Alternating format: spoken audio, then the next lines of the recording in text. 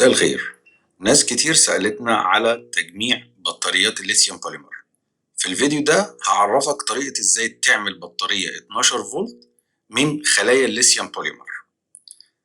هنا في الصورة زي ما انتم شايفين كده جمعنا التوازي مع بعض عشان يدينا الأمبير. كل بطارية طبعا 2.8 أمبير، لما نضربها في 3 تدينا تقريبا حوالي 9 أمبير أو 10 أمبير. هنا بدأنا نجمع الخلايا السالب مع السالب والموجب مع الموجب، كل 3 مع بعض عشان يدينا 9 أمبير أو 10 أمبير. زي ما أنت شايف كده أنا مستخدم الكاوية اللحام في لحام الأطراف. مهم جدا إن الأطراف دي تبقى متقصدرة كويس ومعمولة بقصدير كويس جدا عشان اللحام يبقى معاك سهل وسريع. هنا كده جمعنا أول مجموعة ودي تاني مجموعة بنفس الطريقة.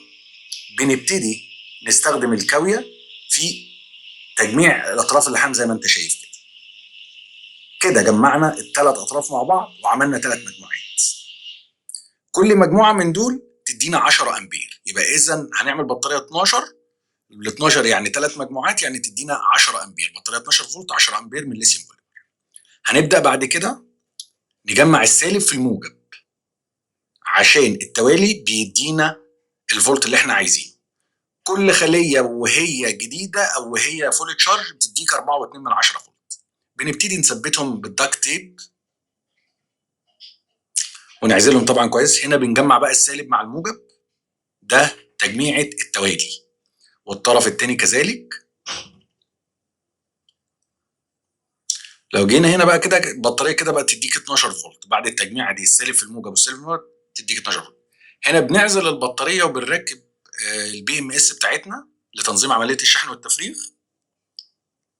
ونبتدي نوصل الاسلاك بتاعتها. طبعا بتبقى 4 اسلاك، وهسيب لك في الكومنتات طريقه التوصيل بتاعه البي ام اس. هنا بنبدا نثبت البي ام اس بتاعتنا على جسم البطاريه، وبعد ما بنثبتها بنبتدي نوصل الاطراف بتاعه البي ام اس باطراف البطاريه زي ما انت شايف كده. ده اخر سلك اللي هو الموجب. نقيس بقى. بعد القياس تديك على طول 12.4 فولت، شبه مشحونه بالكامل. هنا بنبتدي نلحم جاك الخارج اللي هنشحن ونفرغ منه، ونقيس كده تاني من على الجاك، ادانا برضو 12.4. بنبتدي بعد كده هنا نقفل البطاريه بتاعتنا بعد ما نعزلها برضو بالورق الحراري ده. وده ورق حراري بيستحمل درجه حراره عاليه جدا عشان يحافظ لو لا قدر الله في اي حاجه حصلت او الكلام ده كله. هنا بعد كده غلفنا البطاريه بالشرينج بتاعنا بي في سي شرينج، ونظبطها كده زي ما انت شايف.